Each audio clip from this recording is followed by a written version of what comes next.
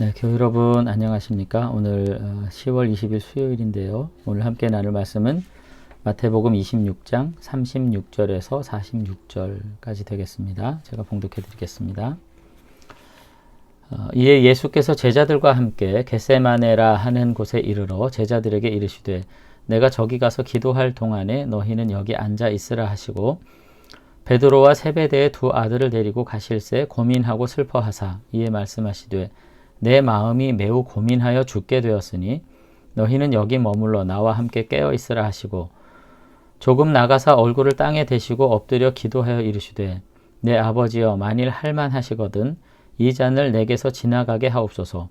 그러나 나의 원대로 마시옵고 아버지의 원대로 하옵소서 하시고 제자들에게 오사 그 자는 것을 보시고 베드로에게 말씀하시되 너희가 나와 함께 한 시간도 이렇게 깨어 있을 수 없더냐. 시험에 들지 않게 깨어 기도하라. 마음에는 원이로되 육신이 약하도다 하시고 다시 두 번째 나아가 기도하여 이르시되 내 아버지여 만일 내가 마시지 않고는 이 잔이 내게서 지나갈 수 없거든 아버지의 원대로 되기를 원하나이다 하시고 다시 오사 보신즉 그들이 자니 이는 그들의 눈이 피곤함일러라. 또 그들을 두시고 나아가사 세 번째 같은 말씀으로 기도하신 후 이에 제자들에게 오사 이르시되 이제는 자고 쉬라. 보라 때가 가까이 왔으니 인자가 죄인의 손에 팔리느니라. 일어나라 함께 가자. 보라 나를 파는 자가 가까이 왔느니라. 아멘. 네, 겟세마네 기도의 모습이 오늘 본문에 이제 상술되어 있습니다. 본단락을 보면은 예수님께서 붙잡히기 바로 직전에 겟세마네 동산에서 성부 하나님께 기도하셨다. 본문은 그렇게 우리에게 알려줍니다. 생사의 갈림길과 같은 이 고뇌의 순간, 가장 긴급한 순간에 예수님께서 결국은 대적들에게 잡혀가는 그 순간에 예수님은 기도하셨다고 말하는 것이죠. 우리도 이게 우스운 이야기일 수 있겠지만은 우리의 삶의 가장 중요한 시점에 하나님을 대면하는 그 장소가 어딜까 하는 거 우리가 가끔은 생각해 보게 돼요. 뭐 기도원이다, 꼭 예배 처소다 이렇게 말하기 전에 기도라는 게 뭐예요? 사실은 그 사람의 가장 정직한 순간, 가장 절실한 순간, 가장 신앙 고백적 순간이잖아요. 그 순간 운명의 일들을 만나게 되셨다고 오늘 본문은 우리에게 이야기하고 있는 것을 이제 볼 수가 있습니다. 그러니까 결국은 예수님은 이와 같이 정말 순전함으로 하나님 앞에서 사셨고 그 삶의 마지막 순간을 맞이하게 되는 이 긴박한 순간에 정말로 예수님과 하나님과 예수님은 같이 있었던 거죠. 이와 같은 예수님의 어떤 인성적 측면, 예수님의 이와 같은 어떤 믿음의 측면을 우리가 정말로 본받을 수 있었으면 좋겠습니다. 그래서 오늘 본문을 가만히 보면은 그래서 히브리서 기자도 이와 같이 이 본문을 다시 재해석을 했어요. 히브리서 5장 7절에서 10절에 보면은 그는 육체에 계실 때 자기를 죽음에서 능히 구원하실 이에게 심한 통곡과 눈물로 간구야 소원을 올렸고 그의 경건하심으로 말미암아 들으심을 얻었느니라. 그가 아들이시면서도 받으신 고난으로 순종함을 배워서 온전하게 되었은즉 자기에게 순종하는 모든 자에게 영원한 구원의 근원이 되시고 하나님께 멜기세덱의 반차를 따른 대제사장이라 칭하심을 받으셨느니라. 이렇게 지금 이야기하시거든요. 그러니까 히브리서 5장 8절에 이제 보면은 그가 아들이시면서도 받으신 고난으로 순종함을 배워서 온전하게 되었다. 이것이 예수님의 인성적 측면이신 거죠. 요즘에 신문 뉴스에 이제 오르내리는 어떤 국회의원의 아드님이 계세요. 이제 몇 번의 음주운전으로 무리를 일으키셨는데 그분이 한 유명한 말이 있죠. 내 아버지가 누군지 알아. 이거예요. 그 말 들으면서 저도 인간적으로는 부러웠어요. 저도 어디 가서 그런 말 할 수 있으면 얼마나 좋았을까. 우리 아버지가 그런 분이라면. 물론 뭐 긍정적으로 이거를 미워할 수 있는 얘기는 아니죠. 그렇게 아버지에 대해서 그렇게 의존하는 게 아니고요. 하나님은 예수님은 죄송합니다. 예수님은 하나님의 아들이심에도 불구하고 그 고난으로 순종을 배워서 온전함에 이르렀다고. 저절로 된 게 아니라고. 하나님의 아들이시니까 무조건 그렇게 미루어 짐작하면 되는 게 아니라고 지금 이야기를 하고 있고, 아들임에도 불구하고 또 어떻게 해요? 고난을 받으셨다고. 우리 아버지가 누군지 알아? 이렇게 살지 않으셨다고 지금 이야기를 하시는 거예요. 그러면 우리는 어떻게 해야 될까 하는 부분들을 오늘 본문 안에서 우리가 조금 더 생각을 하게 되는 거죠. 물론 예수님과 우리가 전혀 비교할 수 없는 존재라는 것을 우리는 전제하지만, 그렇다고 해서 하나님께서 우리를 사랑하시는 그 사랑에서, 그 범주 안에서 다르지 않다고 저는 생각합니다. 하나님께서 예수님을 이와 같이 하셨는데 우리에 대해서도 그렇지 않으시겠어요? 참다운 사랑이 뭐겠어요? 꽃길을 깔아주고 이제는 꽃길만 걷자라고 하시는 게 정말 참다운 사랑일까 싶어요. 가끔가다 저는 이렇게 재벌가의 자녀들, 또 유명한 목사님들의 자녀들, 이런 얘기 저도 들은 바가 있습니다. 실제로 교계에 굉장히 유명한 목사님의 아드님, 저보다 나이가 한 두서너 살 많으신 분이죠. 젊어서부터 스포츠카 끌고 다니고 그런 거 제가 직접 다 봤어요. 부럽기는 하지만 그거 수긍할 수는 없었습니다. 오히려 정말로 자식을 사랑하면 저러면 안 되는 거 아닌가 그런 생각을 하게 됐죠. 그리고 마찬가지로요. 오늘 히브리서 저자는 분명히 이야기합니다. 예수님이 아들의 특권을 가지고 사신 것이 아니라 오히려 하나님의 아들이시기 때문에 더 철저하게 고난받으셨고, 이 모든 고난 앞에서 오늘 예수님은 자기 극복에, 자기 연단의 길을 걸어가셔서 순종을 통해 온전함에 이르렀다. 오늘 저는 이 본문 안에서, 오늘 읽은 이 기도의 본문 안에서 예수님께서 순종하시기 위해서 얼마나 몸부림치셨는지, 오히려 하나님의 길을 부인하고자가 아니라 온전히 이해하고 순종하기 위해서 얼마나 몸부림치셨는지, 결국 그 몸부림의 기도를 통해서 정말로 예수님께서 메시아 되심을 다시 한번 확인하시게 되는 저와 여러분들이 되시면 좋겠습니다. 그리고서는 오늘 우리의 삶에도 그래요. 한평생 살면서 내가 이 땅에서 무엇을 먹느냐, 무엇을 마시느냐, 무엇을 입느냐가 그 사람의 성공과 그 사람의 성취를 나타내고 보장하는 척도가 됩니다. 근데 저는 하나님께서 우리를 만들어 가실 때 결국 그것으로 보상한다고 생각하지 않아요. 그 삶의 모든 과정에서 부유하든 가난하든 자족할 줄을 아는 가운데 어떤 방식으로 그 과정에 도달했는가, 그 과정을 때로는 고난과 실패라도 어떤 방식으로 승화시키면서 믿음으로 부여잡고 그 인생을 책임있게 살았는가, 부요함에 이르렀을 때 어떤 방식으로 도덕적이고 공의로운 태도를 가지고 그 과정에서 그의 삶을 정말로 하나님의 자녀됨을 인증하며 살았는가 하는 것이 진정한 성공의 척도지, 우리의 눈에 보이는 것이 다라고 생각하지 않는다는 것입니다. 그런 점에서 오늘 고난 앞에서 예수님은 성공의 길을 걸어가신 게 아니에요. 우리가 볼 때는 고난과 죽음의 길을 걸어가시면서 그것으로서 과연 어떻게 자신을 하나님의 아들로서 온전한 승리의, 그리고 온전한 성취의 길을 걸어가셨는지를 우리가 좀 살펴볼 수 있었으면 좋겠습니다. 자, 그런데 오늘 예수님께서 이 고통의 순간에 가신 장소가 있어요. 36절입니다. 거기 보면 이에 예수께서 제자들과 함께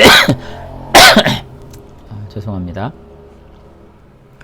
제자들과 함께 겟세마네라 하는 곳에 이르러 제자들에게 이르시되 내가 저기 가서 기도할 동안에 너희는 여기 앉아 있으라 하시고 이렇게 말씀하십니다. 겟세마네는 이제 감람산 기슭에 위치한 동산이라고 이제 알려져 있고요.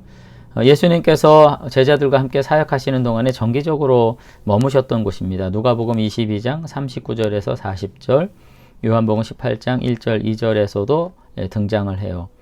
이 장소는 매우 은밀한 장소이지만 제자들에겐 공개된 장소였던 것입니다. 그런 점에서 유다도 익히 알고 있었던 장소고요.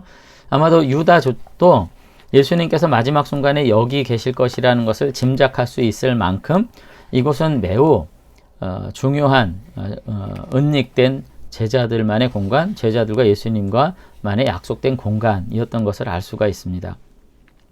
그렇다면 우리가 생각할 수 있죠. 예수님은 가룟 유다가 당신을 파실 걸 이미 아셨어요. 그러니까 이 중요한 곳에서 마지막 기도를 올릴 것이란 점이 노출됐기 때문에 예수님은 이날 밤 기도의 장소를 다른 곳으로 택하시고, 그래서 이 대적들이 음모한 이 모든 괴계를 무산시키실 수도 있었을 것 같아요. 그런데 이 모든 것을 아시면서도 예수님은 기도하시기 위해서 늘 기도하셨던 그곳으로 가신 거죠. 여기서 알 수 있는 것은 이겁니다.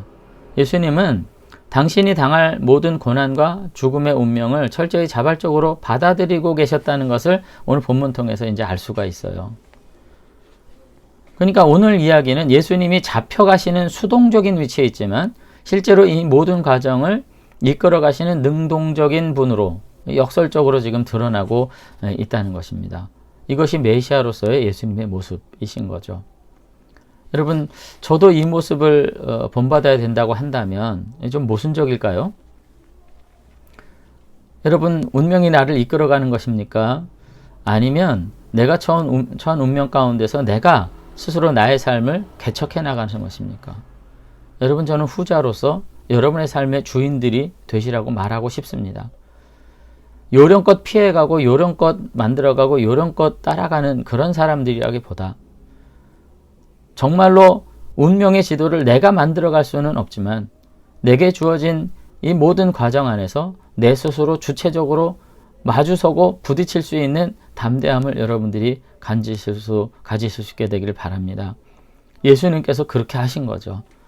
그곳을 가룟 유다가 찾아올 걸 아셨음에도 그곳에서 예수님은 기도하신 거예요.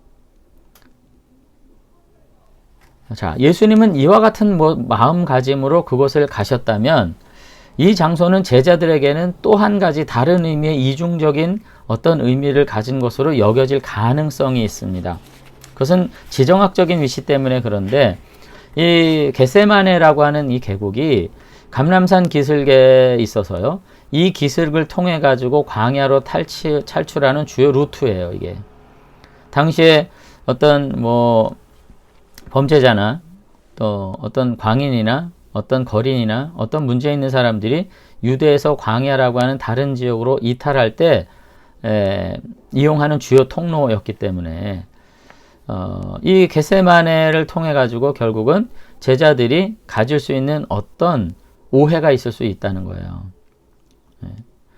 우리가 선한 사마리아인의 비유도 있지만은 이 여리고로 가는 이 험난한 길, 이 도적들이 출몰하는 이 길도 바로 이제 이곳인데, 예수님께서 이곳에서 기도하자고 했을 때 제자들은 기도하자는 것인가, 아니면 이 기도의 끝에 대적들이 찾아왔을 때 광야로 바로 이탈할 수 있는 가능성을 열어둘 수 있는 그와 같은 마음가짐을 갖도록 할 수도 있는 장소라는 거죠.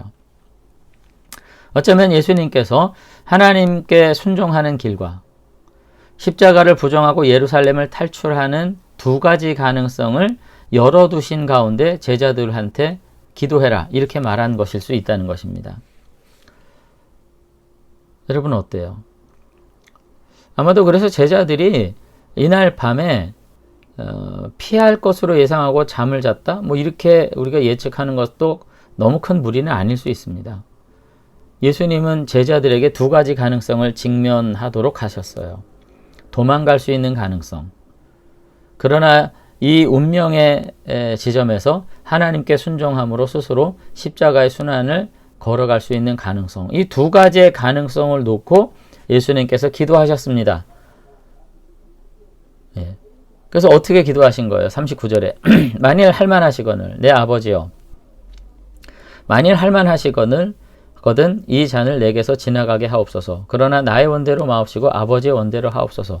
기도가 그대로 그 장소가 가지고 있는 상징성을 가지고 있습니다. 할만하시거든 이 잔을 내게서 지나가게 해달라고. 그러나 나의 원대로 마시고 아버지의 원대로 하게 해달라고. 갈림길의 기도죠. 갈림길의 기도입니다. 42절에 두 번째 기도가 나오는데 내 아버지여 만일 내가 마시지 않고는 이 잔이 내게서 지나갈 수 없거든 운명이라면 아버지의 뜻대로 되는 것을 원합니다. 이렇게 기도하는 거죠.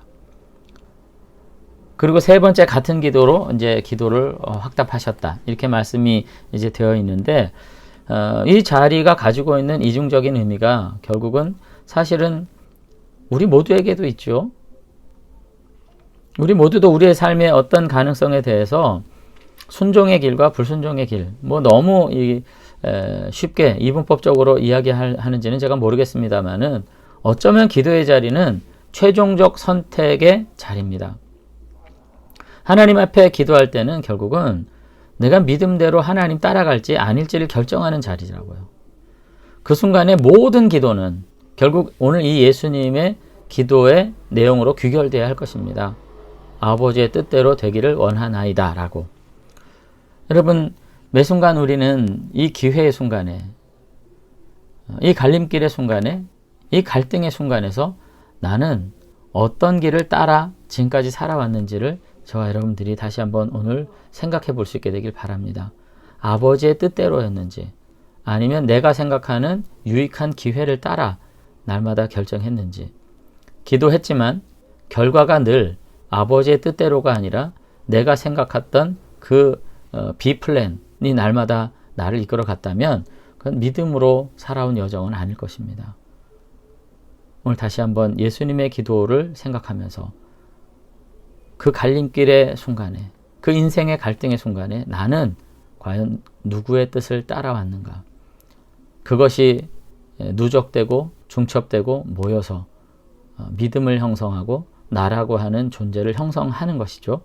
우리가 다시 한번 기도의 자리에서 정말 영적인 배수의 진을 치면서 하나님 앞에 기도하고 그 갈등과 결단의 순간에 하나님의 뜻이 이루어지기를 소망하는 가운데 참 하나님의 자녀로서의 믿음을 회복하고 승리하는 저와 여러분들이 되시면 좋겠습니다. 한번 기도하겠습니다. 네, 하나님 아버지, 오늘 예수님의 마지막 기도의 모습 우리가 보면서 인생의 갈림길에서 나는 과연 어떠한 모습으로 하나님 앞에 서 있었던가 돌아보게 됩니다.